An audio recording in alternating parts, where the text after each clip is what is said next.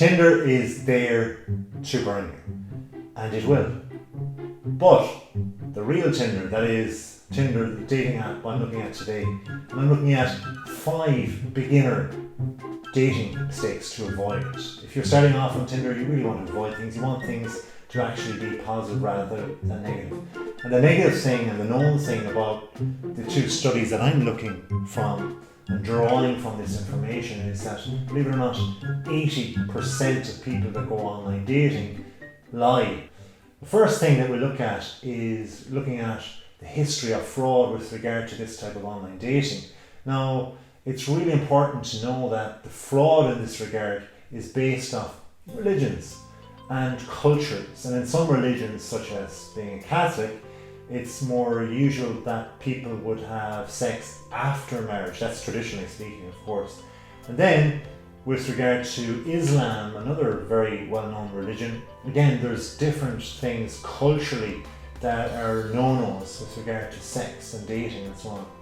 So it's really, really important that these laws are realised, because this is what is the basis of what, if something went wrong with you on dating or online dating with Tinder, it's important to draw it back to these laws and this history.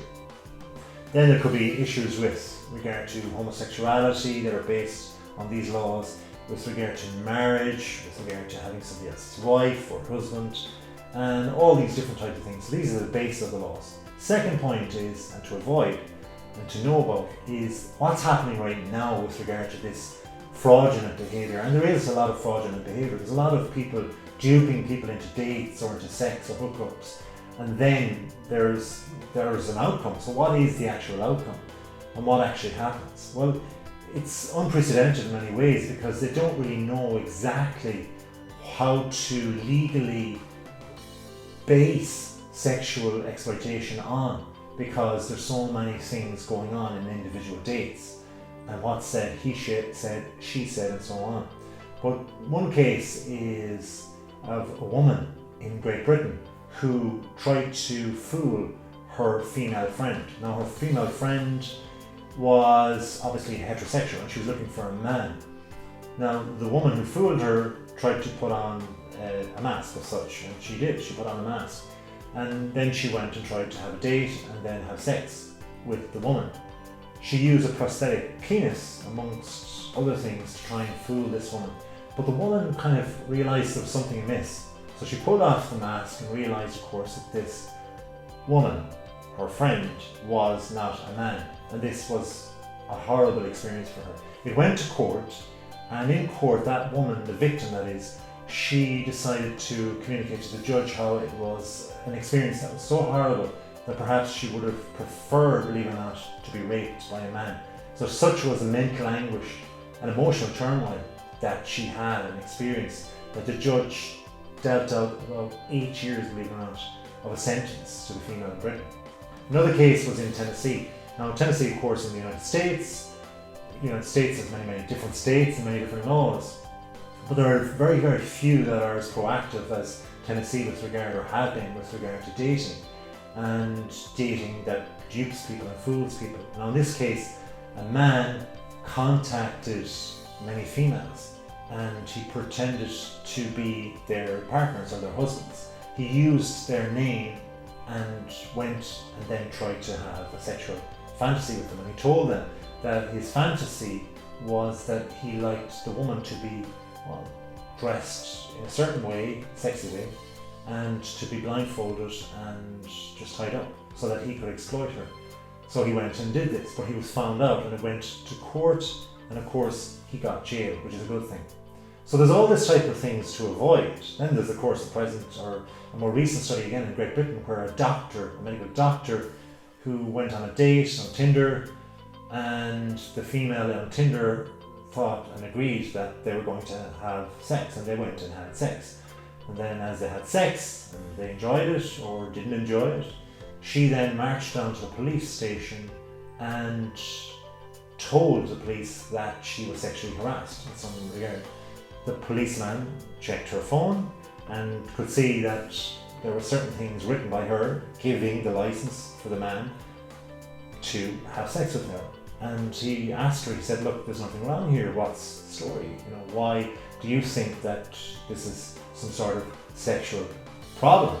And she said, well, I didn't give him any allowance or permission to touch my breasts in a certain way. And believe it or not, even though they had agreed to have sex, the doctor, got struck off on his medical list. So there's all these things to avoid. But then the positive things, if we're doing it, is to actually, the third thing that is to actually check out your picture and do it correctly. There's so many bad pictures with regard to Tinder and online dating.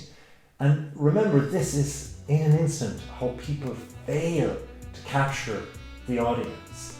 Now, I know you're probably searching out one person, the love of your life, and that's fine. But you're doing so in a place on Tinder that is considered a hookup app. So people don't realize that you are being genuine. So if you are genuine, which you are, and you want something genuine, then you have to communicate this with your picture. It's really, really important. There's so many pictures out there on the internet, millions and millions, and billions, of course, and your representation of yourself has to be on the money. It has to be perfect.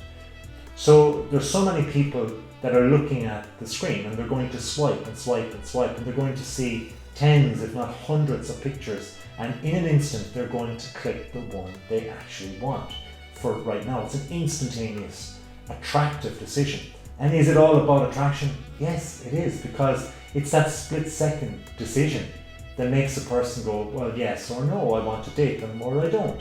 I'm not saying they imagine all the different things that they'd like to do with them on dates and so on in that instant, but they do think or don't think. It's just a reaction to whether a person is attractive or not. If you think in layman's terms, if you're a female and you are flicking through, swiping through, and you're looking for males, well then you're going to be horrified if you see somebody of your own gender or sex.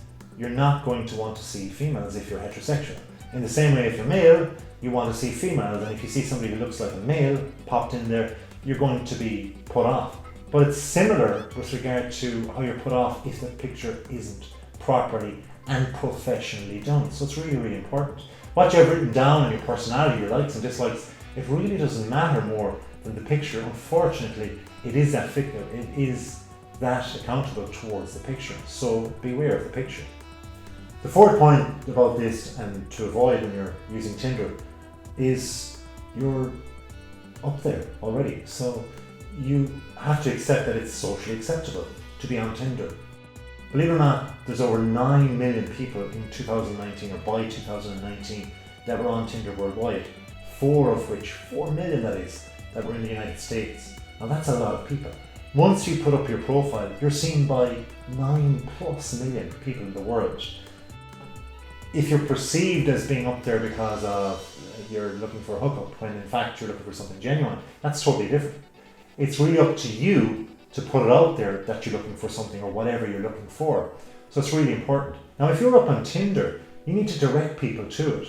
All of those millions just won't suddenly take a bite and get online and check you out. You have to redirect people. So if it's socially acceptable, get out there and tell people you know. Tell your friends that you're up on Tinder. Why hide it? There's lots and lots of people who hide it. But tell people that you're up there so that you can redirect them to your profile.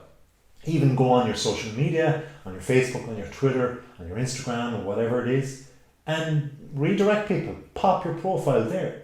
Why try to hoodwink people? After all, we've spoken about fraud. It's not a good thing. It's not a good thing to start off any relationship with a lie. You want somebody who's genuine. So if you do, tell people, advertise people. I once spoke and dealt with a woman who wanted to go online dating. In fact, decided to go online dating. And then the next time I met her, she was online dating, and I asked her how successful she was. Unfortunately, she wasn't very successful at the time, but she was trying to get out there physically and mingle, go to bars and nightclubs and pubs and meet people. So I asked her, how's that going? Not great, she said. And I said, well, do the people know that you're online dating as well, that you have a profile? You might just meet them for an instant on the night out, and then they have nowhere to redirect their charms towards. I said, why not put a poster outside like you have a politician's poster and show that you're actually wanting to have online dating successful for you? She was horrified at that, and that's fair enough. But remember, there's millions of people out there that actually want to see you or to get into something. So you have to redirect some people towards you as well. Now the last point is, believe it or not, about the company itself, Tinder. Tinder is a company that not just runs Tinder, the dating app, but also runs and owns plenty of fish, Meeting, and other dating apps, including Match.com. It's a whole group of dating apps together, a big company. So if you have a profile up on one, they know not just your data, but the data from all the millions of people that are up on their profiles. And they know it also from the people that are up on all the other dating websites. So any advertisements that you get online, be aware of that it's coming from this huge group that has all these different and other profiles. And it's really important to know how you're being sold and marketed towards as well. Now, I went out there and I asked people, I did a little bit of research, and I found out exactly what people thought about the safety of Tinder itself as a dating app. And these are the results. So it's interesting to know exactly what people think before you start, so you can avoid all those mistakes. So until next time, well, please subscribe if you haven't already. Thanks if you have, and have a wonderful day.